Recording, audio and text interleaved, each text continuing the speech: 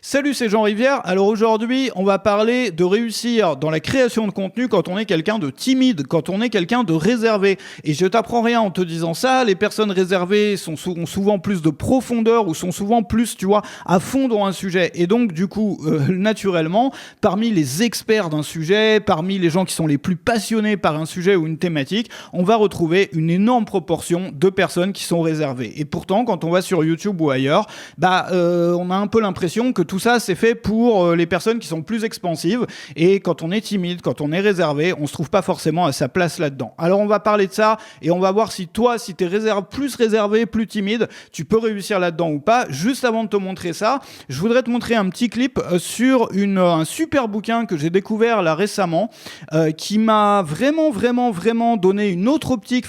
Il m'a permis d'élargir un peu mon champ d'horizon sur la façon dont on gère son temps, son énergie, bref, sur l'organisation et l'efficacité, mais vraiment avec un regard différent. Je te montre ça. Alors aujourd'hui, je voudrais te conseiller un excellent bouquin qui s'appelle 4000 Weeks, 4000 semaines, Time Management for Mortals, mais qui n'est pas un livre sur la gestion du temps, contrairement à ce qu'indique le sous-titre. Tu sais que la gestion du temps, c'est un mythe, c'est quelque chose qui n'existe pas. Tu l'as remarqué si tu es entrepreneur ou autre, que le plus gros problème et la chose la plus difficile, ça n'est pas de gérer son temps, mais c'est de gérer son énergie. Parce qu'on peut très bien avoir tout le temps qu'on veut avoir, et on procrastine, et on n'a pas d'énergie, et on n'arrive pas à s'y mettre, etc. Mais bien au-delà de ça, c'est un bouquin qui te fait revaloriser ou qui t'apprend à revaloriser ton temps et finalement ta vie. C'est-à-dire d'arrêter de gâcher ta vie pour avoir un résultat. C'est-à-dire de respecter ton temps et finalement de t'organiser de façon à prendre du plaisir dans ce que tu fais, même plus que du plaisir à t'accomplir vraiment dans ce que tu fais. Tu sais, on est souvent dans des schémas qui sont complètement ridicules, qui ne font absolument aucun sens. Des schémas dans lesquels on donne toute sa vie finalement pour avoir un résultat et on n'a plus le temps et on n'a pas le temps ni l'énergie disponible pour profiter de ce résultat. Et finalement, dans beaucoup de choses sur l'efficacité ou la productivité, ce qu'apprennent les gens ou ce qu'on apprend aux gens, malheureusement, c'est à sacrifier leur vie, mais pour rien. Parce qu'après, tu te retrouves à quoi? À 60 ans, 70 ans, 80 ans? T'as occupé toute ta vie pour avoir un résultat et t'es trop vieux après pour pouvoir en profiter. C'est bien le problème. C'est le problème aussi qu'on a avec les listes de tâches. Tu sais que moi, depuis une dizaine d'années, je prêche sur tous les toits que les listes de tâches ne marchent pas, qu'elles ne servent absolument à rien, parce que plus on coche de tâches, plus on finalise de tâches, plus on en rajoute derrière. Donc c'est vraiment un trou sans fond. Et ce bouquin-là est vraiment cohérent avec cette philosophie-là. Il m'a été conseillé par un ami qui s'appelle Damien P.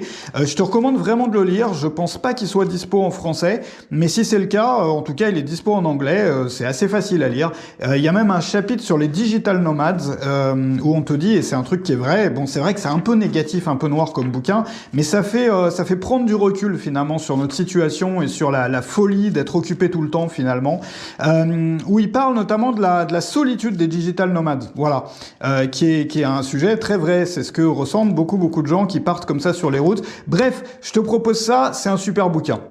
Voilà pour le petit clip, donc un bouquin vraiment que je recommande. Et aujourd'hui, on parle des personnes qui sont timides ou réservées finalement. Est-ce qu'on peut devenir créateur quand on est timide ou réservé? Alors, il y a 3 choses desquelles on va parler dans cette vidéo. La première chose, c'est la profondeur. Typiquement, les personnes qui sont introverties, on appelle ça, ont davantage de profondeur. Pourquoi? Ça ne veut pas dire que les autres sont bêtes, ça ne veut pas dire du tout ça. Ça veut dire simplement que lorsque on a moins de personnes dans son cercle social, c'est-à-dire typiquement une personne réservée va avoir moins de personnes autour d'elle, mais avec ces personnes, elle va avoir une relation plus profonde, forcément parce qu'elle a plus de temps à passer avec moins de gens en fait. Donc ça fait tout à fait sens. Une personne qui est un peu un papillon social, c'est-à-dire une personne qui va être un peu pote avec tout le monde, qui va machin, qui va, tu vois, forcément va souvent avoir moins le temps ni l'énergie d'aller très en profondeur, d'aller très loin dans chacune de ses relations. Ça paraît évident sur le papier, pourtant beaucoup de gens ne s'en rendent pas compte. Et donc l'énorme talent, l'énorme avantage qu'ont les personnes qui sont plus réservées, c'est cette capacité de profondeur. Et parmi ce qu'on appelle typiquement les geeks, c'est dommage que le mot geek ait soit connoté négativement. Un geek, c'est quoi? C'est quelqu'un qui a un peu une obsession pour un sujet, mais une obsession qui peut être tout à fait saine, c'est-à-dire c'est quelqu'un qui vraiment maîtrise maîtrise un sujet, est passionné par ça, pense à ce sujet-là du matin jusqu'au soir, va faire des recherches, va partager ses découvertes, etc. Et donc typiquement une personne qui a tout à fait sa place pour devenir créateur, mais pas n'importe quel type de créateur, c'est-à-dire pas un amuseur ou pas un influenceur, mais un créateur expert, c'est-à-dire typiquement un formateur. Et on peut très bien gagner sa vie, on en parlait dans une autre vidéo, dans la vidéo précédente, de combien on peut gagner quand on est créateur. Ça veut pas dire que tout le monde va quand on est formateur, ça veut pas dire que tout le monde va gagner ça, mais ça offre quand même des perspectives qui sont en termes à la fois de mode de vie et de revenus, qui sont juste gigantesques par rapport à ce à quoi on pourrait prétendre dans un boulot classique. Bon, donc les personnes réservées ont souvent plus de capacité à aller en profondeur dans un sujet, ont souvent plus de capacité à apprendre parce qu'elles passent plus de temps plus seules. C'est-à-dire, ça ne veut pas dire qu'elles vivent comme un ermite au fin fond de la forêt, ça veut dire simplement qu'elles ont moins besoin d'être accompagnées, d'avoir tout le temps du monde autour d'eux, de faire partie d'un groupe, et donc du coup, ça veut dire qu'il y a aussi moins d'interruptions dans leur journée, et donc ce sont des personnes qui sont capables d'apprendre beaucoup plus vite, et donc de créer beaucoup de contenu pédagogique, par exemple. Donc, du coup, les personnes réservées ont vraiment une chance dans ce type de métier-là, vraiment une énorme chance. Et souvent, c'est ça qui est un peu dommage, c'est que quand tu vois des personnes plus introverties, souvent, elles pensent que c'est, tu vois, que c'est un peu comme une tare, et elles rêvent ou elles se disent « Ouais, mais si j'étais comme lui, si j'étais comme elle, en regardant leurs amis qui sont plus expansifs, tout serait plus facile, tout serait mieux. » Alors que c'est faux, t'as une force, mais vraiment énorme, qui te permet de faire du contenu extrêmement profond, d'aller au fond des sujets, de proposer vraiment du lourd, mais vraiment du lourd. Je sais pas si tu te rends compte de la chance que tu as si tu es une personne réservée. Voilà. C'est juste énorme, en fait. Regarde, compare avec tes amis qui sont plus expansifs. Ta capacité à aller en profondeur dans les choses, elle est juste peut-être 10 fois, je te parle pas de 2 fois supérieure, je te parle peut-être de 10 fois, 20 fois, 50 fois supérieure. Donc exploite tes atouts, ça revient toujours au même, on en parlait, j'avais fait plusieurs contenus là-dessus, sur le fait de partir de tes atouts à toi. Au lieu d'essayer de faire pareil que Jean-Michel ou que Jean-Claude, t'as vu quelqu'un sur le web faire du contenu, t'as envie de devenir lui en fait, ou de devenir elle, mais cette personne-là n'a pas ta personnalité. Donc du coup, cette personne-là a des atouts qui sont différents des tiens, mais elle a aussi des défauts, ou des difficultés, ou des choses sur lesquelles elle est moins bonne, mais c'est à toi de construire sur tes atouts à toi, au lieu d'aller copier Jean-Michel ou Jean-Paul, qui n'a rien à voir avec toi en termes de personnalité. Donc partir de toi, te demander où est-ce que j'ai... Et quand tu as un truc que tu juges comme pouvant être une faiblesse, demande-toi quel est l'envers de ce truc-là, parce qu'il y a toujours un envers. Et n'importe quelle chose qu'on peut voir comme une faiblesse dans sa personnalité peut être utilisée comme une force, c'est-à-dire peut vraiment être transformée en force. Et là, c'est l'exemple même que je te donne ici pour les personnes réservées. Alors, bien entendu, et ça c'est la deuxième chose, il y a 3 choses desquelles on va parler dans cette vidéo. La deuxième chose, c'est que forcément, si tu es quelqu'un de réservé, quand tu te mets face à une caméra, tu vas avoir plus de mal que quelqu'un qui est expansif, quoi. Enfin, je veux dire, je t'apprends rien. Si tu as essayé, peut-être, toi, tu te dis, ouais, tout ça, c'est bien gentil ce que tu me dis, Jean, là, dans cette vidéo, mais moi, j'ai essayé, je suis pas à l'aise, quoi. Enfin, je veux dire, quand je mets une caméra, je suis pas à l'aise. Alors, il y a une clé pour ça. C'est que tu n'as pas besoin, beaucoup de personnes introverties ou de personnes un peu timides ou réservées se disent voilà, moi je dois apprendre à parler en public en fait. Je dois apprendre à tenir un discours en fait parce que je sais pas faire. Mais en fait c'est complètement faux. Enfin, ceux qui te vendent ça te vendent du rêve en fait. Ça n'existe pas. Je t'explique pourquoi.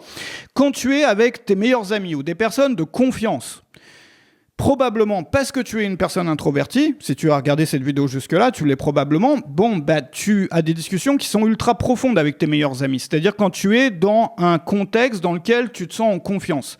Quand tu refais le monde le soir au coin du feu avec ton ou ta meilleure amie, bref, dans ces moments-là, tu es dans un contexte qui te met en confiance et tu parles très bien. C'est-à-dire tu parles super bien. Tu es passionnant ou passionnante pour tes amis. Bon.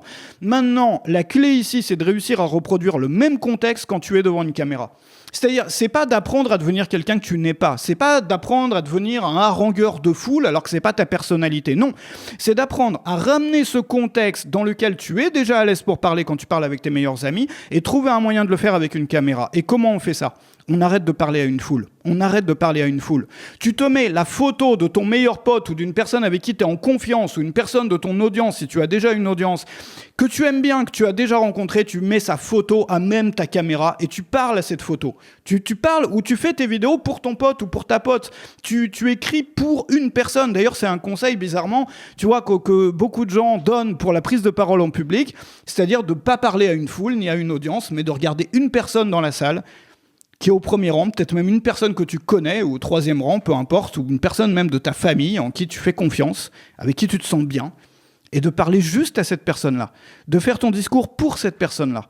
Et d'un coup, alors ça, c'est l'une des choses que tu peux faire. Donc, recréer un contexte de confiance. Et là, tu vas prendre des ailes, quoi. Là, tu vas pouvoir faire absolument tout ce que... Là, c'est vraiment ça la clé, en fait. Et pour ça, alors, moi, je te propose, ça fait un peu bizarre, mais de carrément mettre la photo, si t'as vraiment du mal, tu mets la photo d'une personne qui te met en confiance, avec qui, quand tu parles, t'as aucun problème pour parler. Je veux dire, t'as pas besoin d'avoir un truc à lire, où t'as préparé chaque phrase, où tu vas couper après chaque mot, tu vois, comme beaucoup de gens font au montage et tout. Non, parce que t'es en confiance, tu vois. Alors, ça, en marketing, ça s'appelle un persona. Alors ça, c'est un truc intéressant. Un persona, tu sais que ça va bien au-delà du fait de faire des vidéos comme ça ou quoi. C'est-à-dire que si tu t'intéresses un peu au marketing, au business en ligne et tout, tu sais que souvent, un créateur, il a tendance à partir un peu dans tous les sens. On essaye de plaire à tout le monde, et au final, ça plaît à personne, le machin, tu vois. Et cette idée-là, c'est de construire un personnage typique, représentatif de ton audience, et d'orienter tous tes contenus, c'est-à-dire de faire tes produits pour cette personne-là. Quand tu vends, tu vas savoir exactement à qui tu vends, c'est-à-dire que tu vas... Alors, c'est une personne qui n'existe pas, en l'occurrence. Contrairement à l'ami duquel je te parlais, dont je te parlais, duquel tu peux mettre la photo sur ta caméra ou à côté de ta caméra. Là, c'est une personne qui est représentative de toute ton audience. Et tu sais que il y a des exercices que tu peux faire pour ça, ça va te soulager, ça va vraiment si tu as un business en ligne et que tu galères un peu quand tu parles justement, quand tu essayes de vendre, quand tu essayes de créer un produit, j'ai créé une leçon, tu sais que moi je m'appelle Jean Rivière, si tu me connais pas, je crée des leçons, donc j'ai une leçon par jour que je crée pour une communauté d'entrepreneurs du web qui s'appelle Web Marketing Junkie, qui se trouve dans la description. Donc à ce jour, il y a déjà bien au-delà d'une centaine de leçons disponibles, il y a des formations incluses, il y a pour plus de 800 € de formation qui sont incluses. Il y a des événements Zoom réguliers, il y a une communauté. Tout ça, c'est dans la description si tu n'as pas encore vu. Et la leçon du jour qui a été publiée aujourd'hui, elle parle de ça. Elle te montre comment créer un persona. Alors, tu vas le voir, il y a toute une méthode pour ça. Donc, c'est basé sur bref, ce que je préfère faire au lieu de t'en parler, c'est te montrer le tout début de cette leçon qui est réservée aux membres. Donc, toi, tu vas en avoir le début à même cette vidéo YouTube. C'est parti pour la leçon. Alors aujourd'hui, dans cette leçon, on va faire quelque chose qui va t'aider grandement tous les jours pendant tout le reste de ta carrière. À chaque fois que tu crées un contenu, à chaque fois que tu écris un mailing, à chaque fois que tu fais une formation, bref, tous les jours pendant ta carrière de créateur ou de formateur. Ce qu'on va faire, c'est qu'on va créer un persona. Alors tu as probablement déjà entendu parler de ce mot-là. Ça veut dire finalement quelqu'un qui est représentatif de ton audience, des gens à qui tu parles. Tu sais qu'on a un énorme problème en tant qu'humain, c'est qu'il y a des choses qui sont pas naturelles pour nous et qu'on a du mal à faire, notamment parler à une foule, parler à un objet. Un objet, c'est quoi? Une caméra. Nous, on passe notre temps, les créateurs, à parler à des objets. C'est bien évident que beaucoup d'entre nous ne sont pas à l'aise quand ils font leur métier parce qu'on n'a jamais appris, même, c'est pas naturel. Quand on parle à quelqu'un, on est habitué à avoir une réaction derrière, tu vois, ou que ça soit un échange. Quand on parle à une foule, c'est la raison pour laquelle beaucoup de gens ont du mal à parler en public, ou quand on parle à un objet, c'est difficile. On a aussi le problème que notre audience est fragmentée.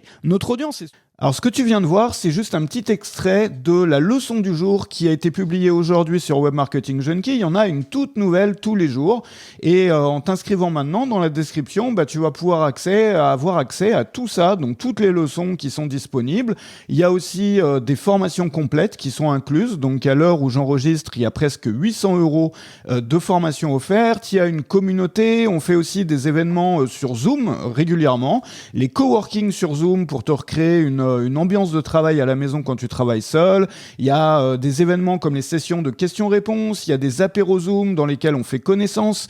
Bref, il y a tout ça. Je t'invite à regarder dans la description. La plupart des leçons font entre 6 et 12 minutes. Parfois, elles font un peu plus. Donc, tu as ça tous les jours, tous les matins. Tu peux progresser, tu peux apprendre. À chaque fois, il y a des actions concrètes que tu peux appliquer dans ton business. Je te retrouve dans la description sur Web Marketing Junkie.